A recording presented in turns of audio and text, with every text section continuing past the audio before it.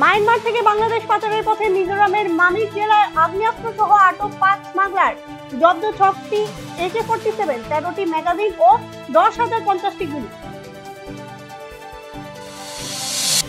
বলিউডের ছোটে নবাব সাইফ আলী খানের ওপর প্রাণঘাতী হামলা, সিসিটিভি ফুটেজের ভিত্তিতে গ্রেফতার এক যুবক।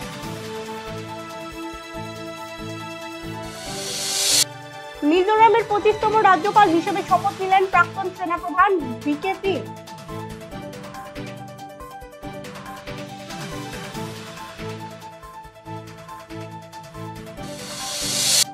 আসাম প্রদেশ বিজেপি সভাপতি হচ্ছেন সাংসদ দিলীপ শইকিয়া।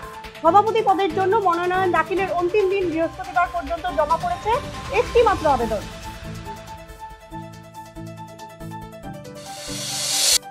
দুই মাথা চার চোখ বিশিষ্ট বাছুর জন্ম নিয়ে মানুষের মধ্যে কৌতূহল।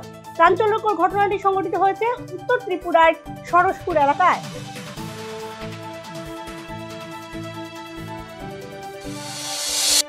উমরাংশু কয়লা খনি দুর্ঘটনা নিয়ে বিচার বিভাগীয় তদন্ত ঘোষণা করেছে আসাম সরকার।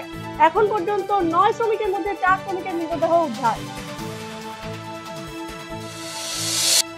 কয়লা খনি দুর্ঘটনায় 4 নিহত ও 5 কন্যাহীন শ্রমিকের পরিবার প্রতি 10 লক্ষ টাকা করে ক্ষতিপূরণ ঘোষণা করেছে মুখ্যমন্ত্রী হিমন্ত বিশ্ব শর্মা। মাধ্যমিক ও উচ্চ মাধ্যমিক পরীক্ষা চলাকালীন পঞ্চায়েত নির্বাচন করা যাবে না, জানিয়ে দিলেন মুখ্যমন্ত্রী হিমন্ত বিশ্ব শর্মা।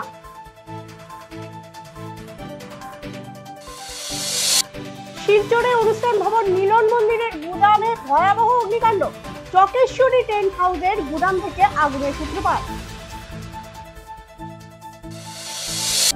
ভারত বাংলা সীমান্তবর্তী শ্রীভূমি জেলার বিভিন্ন সময় জব্দ করা প্রায় 157 কোটি টাকার ড্রাগস জ্বালিয়ে বিনষ্ট করে করিমগঞ্জ পুলিশ। শ্রীভূমি জেলার বাণীকান্ত কাকুতি অ্যাওয়ার্ডের স্কুটি বিতরণে দুর্নীতি, 3,500 করে টাকা আদায় করছে হিরোর স্থানীয় ডিলার রয়্যাল এটিএস হিরো।